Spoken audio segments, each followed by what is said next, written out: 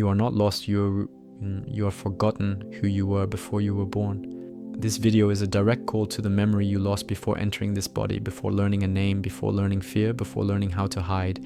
You feel this emptiness without knowing how to explain it. You feel that something in you was forgotten along the way, and Rumi does not treat this as a beautiful metaphor. He treats it as a real wound of the soul. The shock is simple and brutal. You are not lost. You are forgotten of yourself. The more you try to become someone in this world, the further you move away from who you were before you were born. And the only way out is not to learn more. It is to remember. You feel that something in you observes everything in silence, even when your mind does not stop, even when your body is tired, even when your life feels wrong. This observer was not born with you. It was already there before.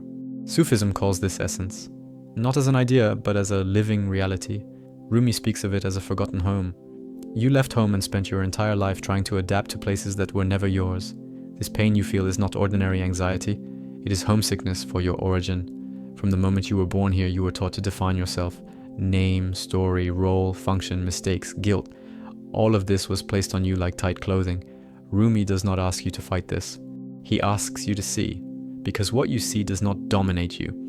The memory of who you were before birth begins when you notice that everything you call me changes all the time, but something in you never changes.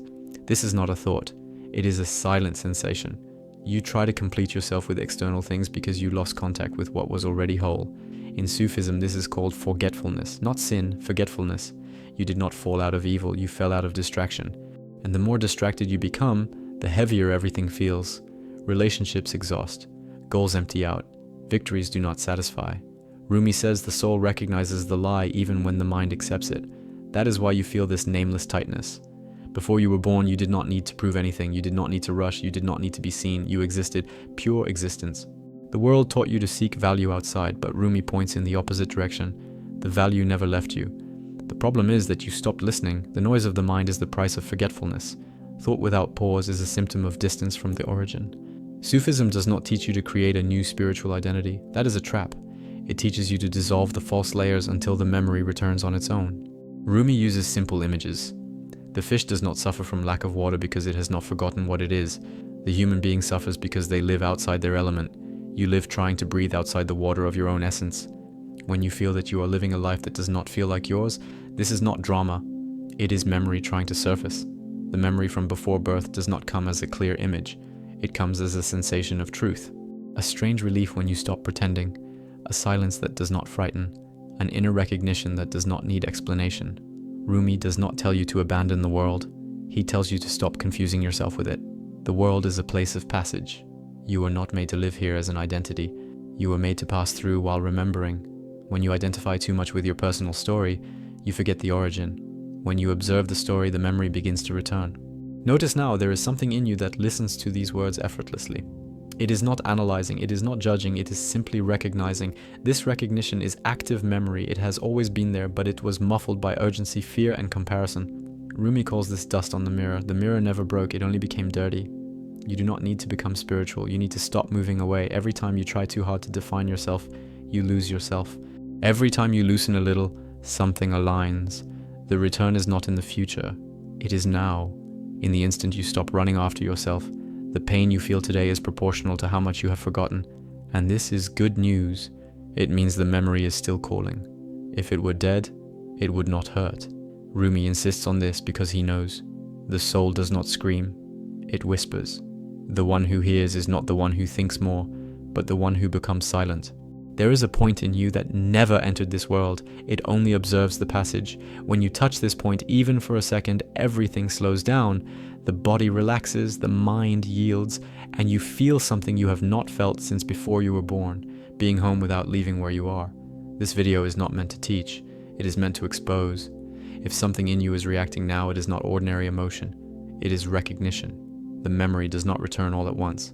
It returns in layers, first as discomfort, then as truth, then as the impossibility of continuing to live as before. Rumi says that those who remember can no longer pretend. And that is frightening, because remembering changes choices, changes rhythm, changes relationships. That is why not everyone wants to remember. Most prefer to remain busy, forgotten but functional. Remembering requires courage because it dismantles the comfortable lie. Now observe. The more you try to understand with the mind, the farther away you get. The more you feel without naming, the closer you come. The return is not a mystical event. It is a deep intimacy with what never abandoned you. And what if this sensation of emptiness is not lack, but a call? And what if this exhaustion is not excess, but distance? And what if everything in you is asking not for something new, but for something too ancient to be remembered with words? This memory does not respond to force. It responds to listening. And the more you listen, the more something in you begins to recognize itself again, as if an ancient door were slightly open, waiting only for you to notice that it was never locked. This video continues calling the memory that was buried the moment you learned to call yourself someone. Before you were born here, you did not need to explain yourself, defend yourself, or prove yourself. Rumi speaks of this state as purity of presence, not as a beautiful idea, but as a forgotten reality. And forgetting hurts because you still feel the echo of what you once were. This pain you try to distract yourself from is not weakness. It is memory pressing for space. The more you ignore it, the tighter it becomes. The more you run, the more it insists. You feel as if you are living on autopilot because you are living far from the origin. Before birth, there was no rush. Now everything is urgency. Before birth, there was no comparison. Now you measure your worth constantly. Rumi points out that this constant comparison is the clearest symptom of forgetfulness. The soul does not compare itself because it knows what it is. Those who compare are trying to remember without knowing how. The world taught you to cling to forms: body, image, story, past. Sufism says this is not a moral mistake. It is an identity confusion. You mistook the clothing for the skin. You mistook the role for the actor. And the more you believe this, the farther you drift from the memory that existed before birth. This distance shows up as a deep exhaustion even when nothing seems outwardly wrong. Before you were born here, you were not afraid of disappearing. Now you live in fear of losing everything. That fear does not come from the world, it comes from forgetting what cannot be lost. Rumi insists only those who believe they are fragile are afraid. The memory this video awakens is the reminder that there is something in you that is neither born nor dies. Notice how your mind tries to turn this into a concept. It does this to maintain control, but memory does not respond to control. It responds to surrender. In Sufism, surrender is not giving up on life, it is stopping the fight against inner truth. When you release the need to understand, something begins to align within you. You feel out of place in the world because in a deep sense you are not from here. Rumi speaks of the soul's exile not as drama but as fact. You are living in a place that is not your origin, yet you behave as if it were a permanent residence. This creates a quiet anguish. Nothing fully satisfies because nothing here replaces the memory of home. The memory of who you were before birth does not arrive as nostalgia for the past. It arrives as discomfort in the present. You feel that you are living below something, but you do not know what. This is not ambition, it is muffled remembrance. The soul recognizes when it is living beneath its own truth. Rumi does not ask for effort, he asks for radical honesty. Effort belongs to the ego, memory belongs to silence. When you stop telling yourself stories about who you are, something in you breathes. That breath is the first sign of return. It is not euphoria, it is deep relief. You were trained to search outside because no one taught you how to listen within. Before birth, you did not need to seek meaning. You were meaning. Now you chase purpose as if it were distant. Rumi points out that purpose is not found. What covers it is removed. Every layer of identity you defend is a layer that distances memory. Profession, social role, image, even the idea of being spiritual can become a mask. Sufism is ruthless about this. It dismantles even the beautiful masks, because remembering requires inner nakedness. You fear emptiness because you confuse emptiness with absence. For Rumi, emptiness is the space of remembrance. When everything false falls away, what remains is what always was. The problem is that the ego calls this death. The soul calls it return. The memory from before birth does not shout. It calls softly. That is why those who live in constant noise do not hear it. Thought without pause is escape. Excessive busyness is anesthesia. Rumi observes that modern humanity is not distracted by accident. It is afraid to remember. When you fall silent for a few seconds, something strange happens. You realize you do not need to hold anything together. Life happens without your constant interference. This realization is dangerous for the ego, because it reveals that it was never the center. But it is liberating for the soul. Before birth, you did not need to control. Now you try to control everything: people, outcomes, emotions. This exhausting control is a desperate attempt to compensate for the loss of original trust. Trust does not come from external guarantees, it is born from remembering what you are. Rumi describes life as a continuous call to return. Everything that frustrates you disappoints you. Everything that fails to deliver what it promised is pushing you back inward. Suffering is not punishment, it is direction. It points to where you lost yourself. You feel that something in you is waking up as you listen to this. It is not ordinary emotion, it is silent recognition, like hearing your own name after a long time. This memory does not ask for applause, it asks for presence. The more present you become, the less you need distraction. The world taught you to accumulate. Sufism teaches you to empty, not out of asceticism, but out of clarity. Excess identity suffocates memory. When you release one definition, you make room to remember. When you release another, you remember a little more. There is a point in you that never entered time, it only observes the passage. When you touch this point, even without words, something reorganizes itself. Anxiety diminishes not because problems disappear, but because you remember that you are not them. Rumi speaks of love not as romance, but as a force of return. Love is what pulls the soul back to its origin. That is why certain words, music, or silences pass through you without explanation. They touch the memory that was never erased, only covered. You do not need to believe any of this. Memory does not depend on belief. It depends on a willingness to stop running. Each time you choose to listen instead of react, something draws closer. Each time you choose to feel instead of explain, something returns. And the closer this memory comes, the harder it becomes to keep living on autopilot, the more impossible it becomes to pretend everything is fine when it is not. The clearer the sense becomes that something essential is calling you back, something that does not want you to leave yourself again, something that is still approaching now, as you listen, waiting for the next step in this return that has not yet ended. This video continues touching the memory you tried to silence by living too fast. Before you were born here, you did not need to protect yourself. Now you live armed on the inside. Rumi points out that this armor did not save you. It only distanced you. You grew used to tension as if it were normal, but it is a sign of forgetfulness. The soul does not live on alert. Constant alertness is the price of living far from the origin. The more you normalize this weight, the farther you drift from remembrance. You feel that you never truly rest, even when you sleep. This is not physical. It is existential. Before birth, rest was not something to be sought. It was the natural state. Rumi says that the human being grows tired because they try to sustain something they are not. Memory begins when you realize you do not need to sustain any character at all. This recognition does not come with fireworks. It comes with a strange silence that frightens and relieves at the same time. The world taught you to harden yourself in order to survive. Sufism teaches that this was necessary, but it is not permanent. You were not born to live in defense. When you forget who you were before birth, everything becomes a threat. Opinions, losses, rejections. Rumi shows that fear grows when you confuse yourself with what can be wounded. Memory dissolves fear because it recalls what cannot be touched. Before you were born here, you had no urgency to arrive anywhere. Now you run without knowing where you are going. This constant running is escape disguised as progress. Rumi does not condemn external movement, he exposes internal forgetfulness. You move too much outward because you cannot bear to stay inward, and the more you flee, the more the emptiness grows. The memory this video awakens is not comfortable at first. It confronts everything you built to feel safe. Rumi is direct about this. False comfort is the enemy of return. When something in you begins to remember, distractions lose their power. What once seemed important starts to sound hollow. This is not loss of meaning. It is ancient meaning trying to return. You feel that you do not fully belong anywhere, relationships, groups, ideas. Everything feels too temporary. This is not an inability to bond. It is memory of origin. The soul knows it did not come to settle. Rumi calls this homesickness, not for a physical place, but for a state of being. The ego tries to appropriate even spirituality. It creates a new identity in order to remain in control. Sufism dismantles this mercilessly. Rumi warns that even the search for truth can become a distraction if it is used to avoid the real encounter. Remembering is not collecting ideas. It is losing defenses. You were taught to explain yourself all the time. Before birth, you did not need to justify yourself. Now you feel guilt for existing as you are. This guilt does not come from essence. It comes from distance from it. Rumi observes that guilt grows when you live according to standards that are not yours. Memory dissolves guilt because it remembers that you are not a mistake. When you begin to remember, something curious happens.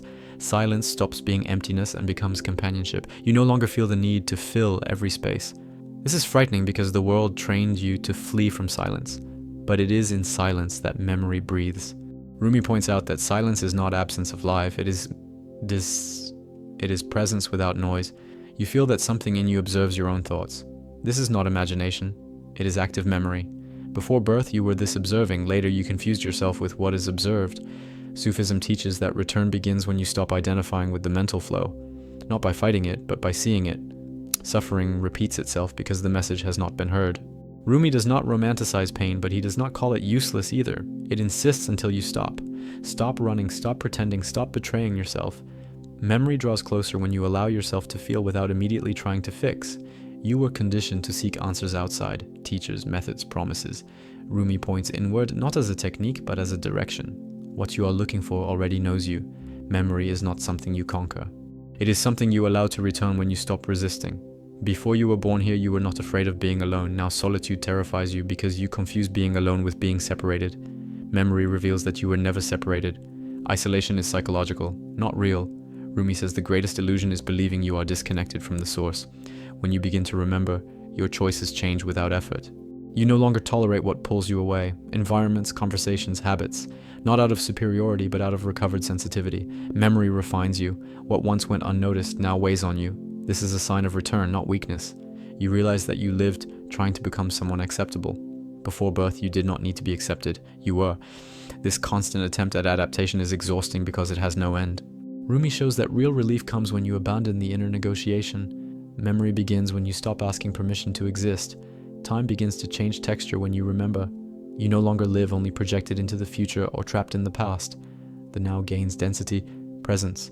This does not solve all problems, but it changes where you live them from. Memory does not remove challenges, it changes the ground. You feel that something in you is being called insistently, even when you try to ignore it. This call is not external, it is internal, it is ancient, older than your story. Rumi speaks of this as a continuous invitation. All of life calls you back, but you only hear it when you grow tired of running. The memory from before birth does not demand abandonment of the world, it demands truth within it. You continue living, working, relating, but something changes at the center. You no longer live to fill a void, you live from something that is already full. The closer this memory comes, the more you realize that you were never broken, only distracted. And this distraction was taught, reinforced, normalized. Rumi does not accuse the world, but he shows the cost. Living in forgetfulness is expensive, in peace, in meaning, in intimacy with yourself. Now observe honestly. Something in you is recognizing all of this effortlessly. This is not persuasion. It is gentle remembrance. And this remembrance did not come to leave quickly. It came to linger, to touch, to insist. Because once memory begins to awaken, it no longer accepts being pushed back into forgetfulness. And what it asks now is not conclusion. It is deepening. It is the next step of this return that continues to open as you remain here, feeling, listening, allowing. This video continues touching the memory you learned to ignore in order to live here. Before you were born, you did not need to explain yourself to anyone. Now you find yourself justifying your existence even in silence. Rumi does not call this a mistake. He calls it deep forgetfulness. You drifted so far from the origin that living disconnected from yourself began to feel normal. That constant sense of owing something to life comes from this. It is not a lack of effort, it is a lack of remembrance. You feel the need to always be doing something so you do not feel the emptiness. But emptiness is not the enemy. Rumi teaches that emptiness is the first space where memory can breathe. Before birth, you were empty in the purest sense, open, weightless, without a fixed identity. Now you fear this space because you learn to confuse emptiness with non-existence. And so you keep yourself busy to the point of exhaustion. The body feels before the mind, that tightness in the chest, that fatigue with no clear cause, that urge to disappear sometimes. This is not emotional weakness. It is memory trying to pass through thick layers of adaptation. Rumi says the soul grows ill when it lives far from home. Not because the world is cruel, but because it is not the origin. You learned how to survive, but you forgot how to exist. Survival requires constant tension. Existence requires trust. Before birth, trust was not a choice, it was the natural state. Now you try to trust and cannot, because you are trying with the mind something only memory can resolve. Rumi points out that trust is not built, it is remembered. You fear losing yourself if you let go of control, but control was born from forgetfulness. Before birth, there was nothing to control. Life flowed without resistance. Sufism does not ask you to abandon the world, but to stop fighting the inner current. When you fight, you forget. When you release, you remember. The memory this video awakens begins by dismantling your certainties. What you believe to be your identity starts to feel too tight. Rumi says pain grows when you try to fit into something smaller than what you are. This present discomfort is a sign of suppressed expansion. You are not confused. You are remembering, and that disorganizes everything built on forgetfulness. The ego calls this a crisis, the soul calls it a return. Rumi insists that every true crisis is an invitation to return to the center that was never lost, only forgotten. Before you were born here, you did not need to be special. Now you live trying to stand out in order to feel real. This need for external validation arises when internal validation has been forgotten. Rumi shows that one who remembers does not need to be seen, presence is enough.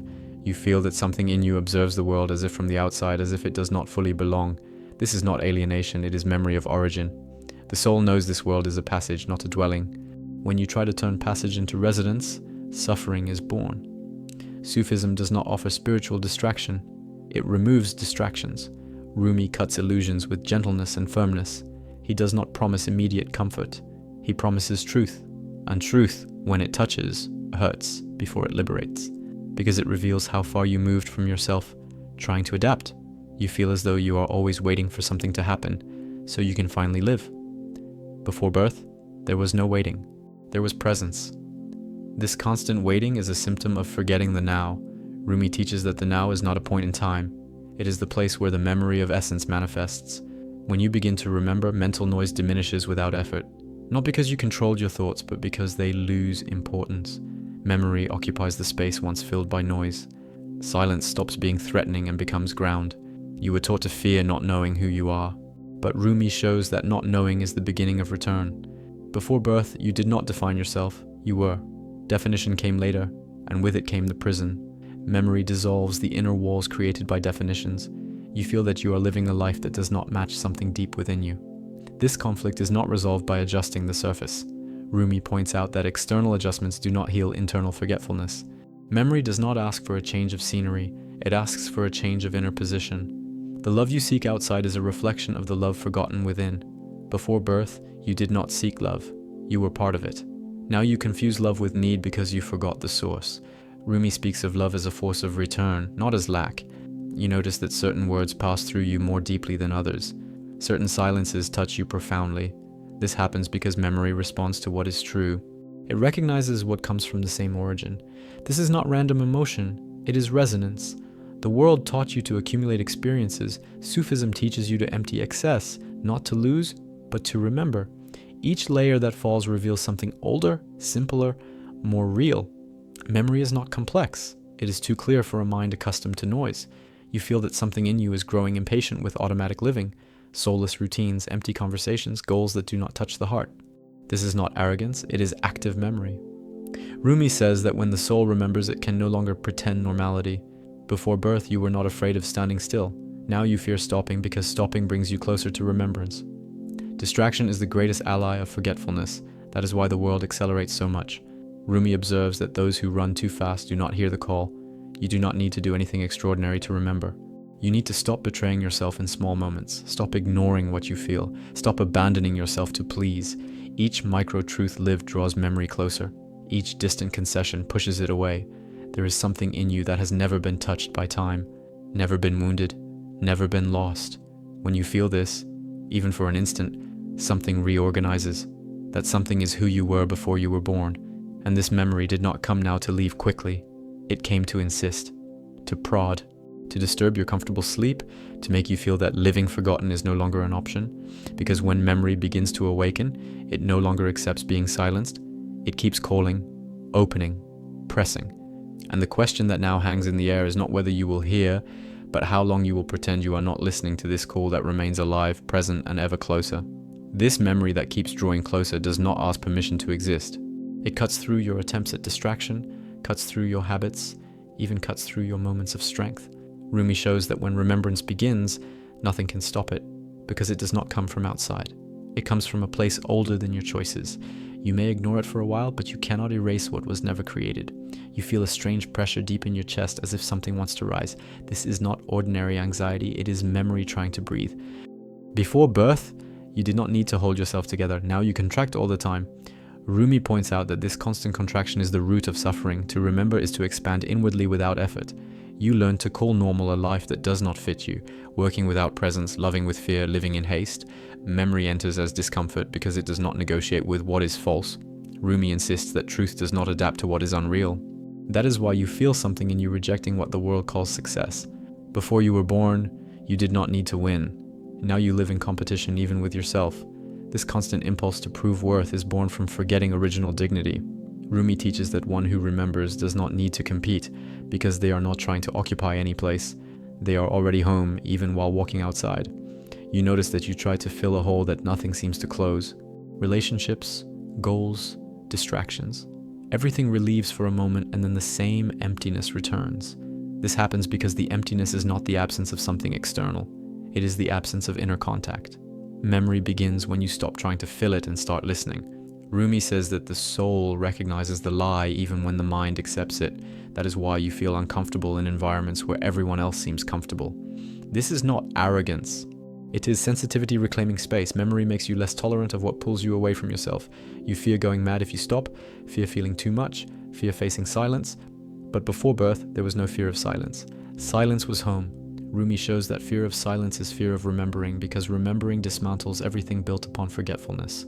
This memory does not come to destroy you, but to remove what is not you. And that hurts because you became attached to the layers, stories, labels, guilt. Rumi does not treat this with violence, but with clarity. He points out that suffering arises when you protect what imprisons you. You feel as though you are always waiting for an ideal moment to truly live. Before birth, there was no waiting. The now was complete. This endless waiting is escape from presence. Rumi teaches that life happens when you stop postponing the encounter with yourself. Memory begins to change your relationship with time. The past loses weight, the future loses control, the present gains depth, not because everything is resolved, but because you change your inner position. You stop living as someone who is missing something. You notice how the mind tries to understand all of this in order to stay in command. But memory is not mental, it is felt. Rumi points out that the heart recognizes before the mind accepts, and this recognition does not need proof. It asserts itself as simple truth. You feel the urge to step away from noise, not out of rejection of the world, but out of fidelity to something within. Memory asks for space. Rumi shows that true withdrawal is not physical, but internal. You can be in the world without being lost in it. Before birth, you did not fear making mistakes. Now you live paralyzed by fear of failure. This fear is born when you confuse your value with performance. Memory dissolves this by reminding you that you existed before any success or error. You begin to realize that many of the choices you made did not come from you, but from fear of not belonging. Memory brings a different kind of solitude. Not the solitude of abandonment, but the solitude of truth. Rumi calls this being alone with the real. You feel that something in you is becoming more demanding of its own truth. Small lies begin to weigh on you. Small concessions begin to disturb you. This is not rigidity, it is alignment. Memory does not tolerate living fragmented. The world taught you to harden yourself in order not to suffer. Memory teaches you to open so you do not lose yourself. Rumi insists that hardness protects on the outside but kills on the inside. Remembrance restores sensitivity, and with it, life. You realize that you do not need to change everything at once. Memory does not demand dramatic ruptures. It asks for honest presence in small gestures. Each time you choose not to betray yourself, something returns. Each time you listen to yourself, the origin draws closer. Before birth, you did not need guarantees. Now, you live trying to control uncertainty. Memory does not eliminate uncertainty, but it changes your relationship with it. Rumi shows that trust is not knowing what will happen. It is remembering where you come from. You feel that something in you is awakening a strange courage. Not the courage to face the world, but the courage to see yourself without masks. This is the rarest courage. Memory grows where honesty finds space. This remembrance does not want to pull you out of life, it wants to bring you fully into it. Rumi does not propose escape. He proposes return to the center while everything happens. That is what makes life bearable, and then true. Now, as this memory continues to draw closer, notice how it does not ask for immediate answers. It asks for continuous listening, it asks for sustained presence, it asks that you do not close this door again. Because once it opens, it no longer accepts being treated as a distraction. It keeps calling, deepening, pulling you back, and leaving in the air the next silent question that has not yet been answered, but has already begun to take shape within you. This silent question that has begun to form within you does not want a quick answer, it wants space. Rumi teaches that the soul does not rush. What rushes is forgetfulness. When you slow down inwardly, memory finds a passage. It is not a distant mystical event, it is an intimate recognition. Almost embarrassing, like remembering something obvious that you pretended not to know for years. You begin to see that many of your pains do not come from what happened, but from how far you moved away from yourself in trying to adapt. Before birth, you did not adapt, you were. Rumi points out that excessive adaptation is the most subtle form of inner abandonment. Memory returns when you stop negotiating your truth in order to fit into places that do not recognize you. There is a part of you that was never confused with your story. It watched every fall, every attempt, every mistake. That part was not wounded. It only waited. Rumi speaks of this observer as the silent witness. It is not an abstract idea. It is what now recognizes these words effortlessly, without defense. You feel something in you wanting to stop explaining and start living. Explanation is a defense. Presence is a return. Before birth, you did not need to justify your existence. Now you explain yourself even to yourself. Memory dissolves this need because it remembers that existing was already enough. The exhaustion you feel does not come from what you do, but from the inner place from which you do it. When you live from forgetfulness, everything feels heavy. When memory begins to return, the same effort changes texture. It does not become easy, but it becomes true. Rumi insists that truth sustains what effort cannot endure. You begin to notice that it is not thought that defines you, but that which perceives thought. This simple shift in inner position opens a vast crack. Memory enters through it. Before birth, you were not the noise. You were the space in which the noise could appear. The fear of losing control diminishes when you realize you never truly had control. Rumi does not treat this as loss, but as relief. Memory restores a basic trust in life. Not naive trust, but the trust of one who remembers they are not separate from the flow. You notice that the constant urge to distract yourself begins to weaken. Not because the world has lost its color, but because something more real has gained presence. Memory competes with distraction because it is more intimate. Rumi shows that human beings distract themselves to avoid feeling the longing for origin. Before birth, you did not need to be recognized. Now you seek recognition as proof of existence. Memory slowly dismantles this. You begin to feel real without an audience, present without validation. This frightens the ego but calms the soul. You feel something in you beginning to trust silence. Small moments without stimulus stop being threatening. Silence stops feeling empty and begins to feel fertile. Rumi teaches that silence is not the absence of voice, it is presence without interference. Memory begins to reorganize your priorities without force. What is not essential loses strength. What is true gains weight, not by morality but by alignment. Rumi points out that the soul does not need rules to recognize what brings it closer to the origin. You realize that you live trying to find yourself in the future. Before birth, there was no future to reach. There was total presence. Memory does not take you backward or forward. It brings you into now with depth, a now that is neither shallow nor rushed. Suffering begins to change its function. It stops being only pain and becomes a signal, an indicator of distance or closeness. Rumi observes that when memory is active, even pain guides. It shows where you moved away and where you can return. You feel something in you beginning to release old guilt. Not because you forgave yourself rationally, but because you realize you were blaming yourself for having forgotten. And forgetting was not a conscious choice, it was learned. Memory brings compassion for yourself. Before birth, you did not need to protect yourself from feeling. Now you live numbed. Memory restores sensitivity, and with it, fear and beauty together. Rumi does not promise anesthesia. He promises felt truth, and felt truth restores life. You begin to notice that life is not chasing you, it is calling you. Every frustration, every broken expectation, every recurring emptiness is pointing inward. Rumi teaches that the call does not change its tone, only its intensity, until it is heard. Memory makes you realize that you do not need to destroy the ego, only stop obeying it. It was useful for surviving here, but not for remembering where you came from. Rumi shows that the ego must serve, not govern. When this adjusts, inner conflict diminishes. You feel a different kind of courage emerging, not the courage to face the world, but the courage to remain with yourself when everything urges escape. This courage is born from memory. Before birth, you did not abandon yourself. Now you begin to return to this silent commitment. The world remains the same, but you do not. And this difference is not visible on the outside, it is felt within. Memory does not change the scenery, it changes the center. Rumi points out that whoever changes their center changes everything without needing to replace anything. You realize that you are not seeking enlightenment, awakening, or any label, you are seeking intimacy with yourself. Memory has no sophisticated name, it is too simple, it is you remembering yourself before you learn to forget. And as this remembrance continues to deepen, without haste, without spectacle, it begins to touch finer, more dangerous, more truthful questions. Questions that do not ask for immediate answers, but for continuous presence. Questions that open another level of this return that is still happening at now, while something in you remains here, listening, feeling, not closing this door that stays open, calling again and again. This door that remains open within you begins to reveal something that can no longer be ignored. You realize that for a long time, you moved away from deep feeling in order to survive.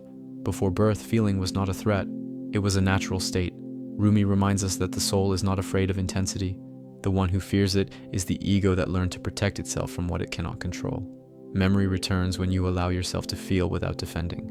You begin to notice that many of your choices were guided by the fear of not belonging. Before birth, belonging was not a question. You were part of the whole without effort. The constant attempt to fit in created a silent exhaustion. Rumi points out that the soul does not grow tired of the world, but of repeatedly betraying itself. Memory corrects this without conflict. Silence is no longer an empty space. It is a living one. Within it, you realize that you do not need to sustain thoughts all the time. They pass, you remain. Before birth, you did not confuse yourself with the flow. Memory restores this natural position, not as a technique, but as a simple remembrance. You feel that something in you is beginning to trust again, not in external promises, but in your own inner experience. This trust does not come from guarantees, it comes from the memory that you already existed before any condition. Rumi insists that true trust is born from origin, not from circumstances. Life begins to feel less like an enemy and more like a messenger. Each discomfort points to something that needs to be seen. Before birth, there were no enemies. Separation created the idea of threat. Memory slowly dissolves this division, restoring a sense of dialogue with life. You realize that you do not need to rush to arrive anywhere. The present moment begins to deepen, not as a spiritual concept, but as a felt sense of presence. Rumi says that haste is the child of forgetfulness. When memory returns, time slows down inside. The mind still tries to intervene, to explain, to organize, but something in you already recognizes that this is not a problem to be solved. It is a return to be lived. Before birth, there were no unanswered questions. There was enough silence to hold everything. Memory restores this space. You begin to feel less need to defend yourself emotionally. Other people's words carry less weight. Comparisons lose their force. This happens because memory restores an inner axis. Rumi shows that those who remember where they come from are not easily lost in the gaze of others. The body responds to this remembrance. Breathing changes. Tension softens. Not because problems have disappeared, but because you are no longer fighting yourself. Before birth, there was no inner conflict. Memory begins to heal this rupture. You notice that you no longer need to fill every moment with stimulation. Boredom loses its grip. Emptiness stops being frightening. Rumi teaches that emptiness is the womb of remembrance. It is there that essence moves without noise. The stories you used to tell about yourself begin to lose their rigidity. You realize that many of them were defenses, not truths. Before birth, you did not need a narrative to exist.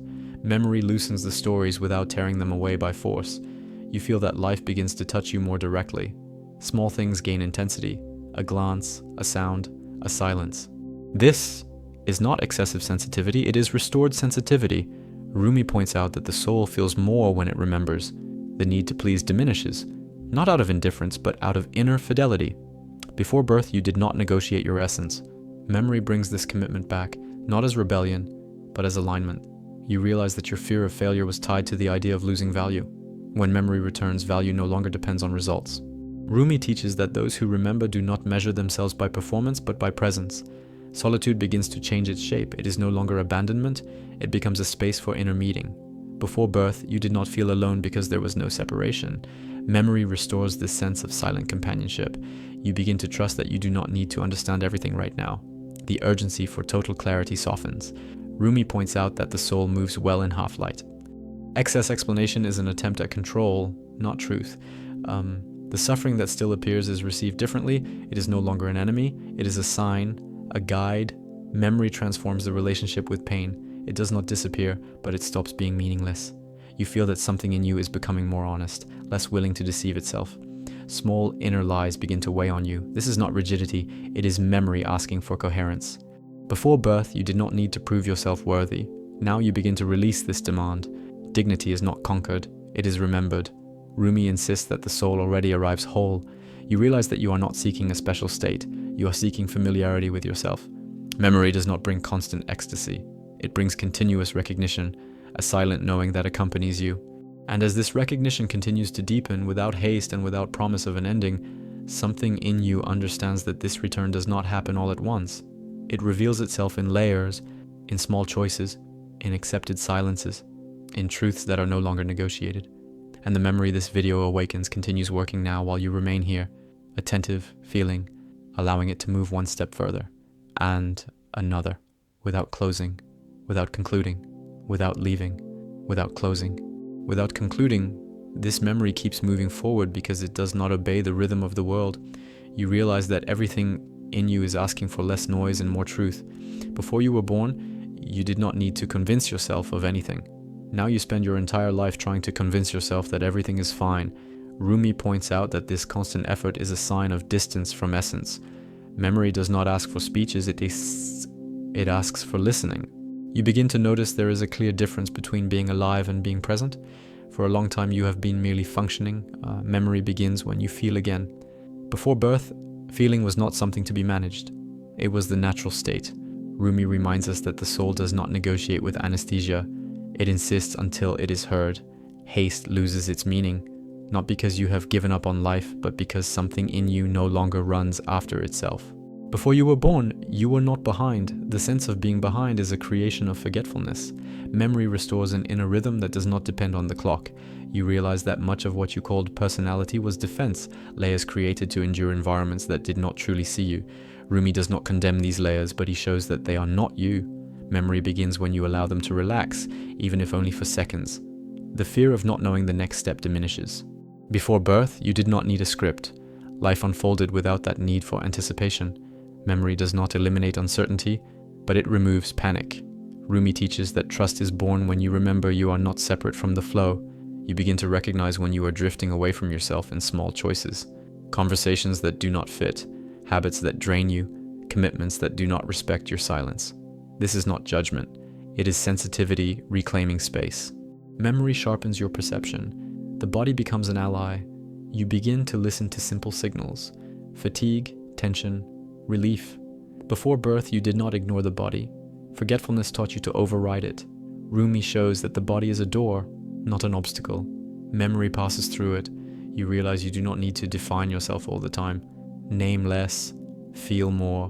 Before birth, you did not describe yourself. You were. Memory releases the compulsion for labels and restores a silent intimacy with yourself. Comparison loses its grip because something in you no longer needs to measure itself. Before birth, there was no ruler. The ruler appeared with forgetfulness. Rumi insists that one who remembers does not compare, they recognize. And recognition calms. You notice that certain ambitions begin to feel empty, not because you have lost the will to live, but because memory reveals what does not nourish. Rumi is not against action. He is against action disconnected from essence. Memory aligns doing with being. Silence becomes a safe place. You discover you can remain with yourself without distraction for longer. Before birth, you did not need to escape yourself. Memory restores that basic trust. Silence stops being a threat and becomes home. You begin to accept that not everything has to be resolved right now. Anxiety softens because memory gives you ground. Rumi teaches that ground is not external certainty. It is inner presence. When the ground appears, everything else begins to organize itself slowly. Emotions begin to be felt without extra drama. Sadness does not become an identity. Joy does not become attachment. Before birth, you did not confuse yourself with states. Memory restores this freedom, feeling without getting lost. You realize that life is not demanding that you become someone different. It is asking you to stop moving away from what you already are. Rumi points out that the greatest violence is silent self-denial. Memory corrects this with firm gentleness. The fear of disappointing others begins to lose its power, not out of selfishness, but out of honesty. Before birth, you did not need to perform. Memory restores that simple right to be faithful to yourself without war. You notice that love changes its place. It stops being a search and becomes an expression. Before birth, you did not seek love. You participated in it. Memory does not create romance. It creates truth, and truth brings closeness. You begin to recognize when you are betraying yourself in small things, and you choose differently without fanfare. Memory does not shout. It guides. Rumi teaches that return happens in the details, not in speeches. The feeling of being lost transforms into quiet curiosity. Before birth, you did not need to know the path. The path happened. Memory restores this trust in the present step. You realize you do not need to abandon your life in order to remember. You need to inhabit your life from a different place. Rumi does not propose escape. He proposes returning to the center while everything continues. And as everything continues, this memory keeps opening within you. Layer by layer, gesture by gesture, silence by silence, asking for no conclusion, promising no ending, only inviting you to remain, to feel, not to close, and because what you were before you were born here has not finished revealing itself, and it keeps calling. Now, again. If something in you felt it, don't explain, stay with it. This channel exists for those who remember, not for those who only consume. Subscribe if you feel this silent call. Turn on the bell to continue this return step by step. Comment what touched you. A few words are enough. Here, we remain faithful to essence and to Rumi's teachings, without fantasy, without distraction.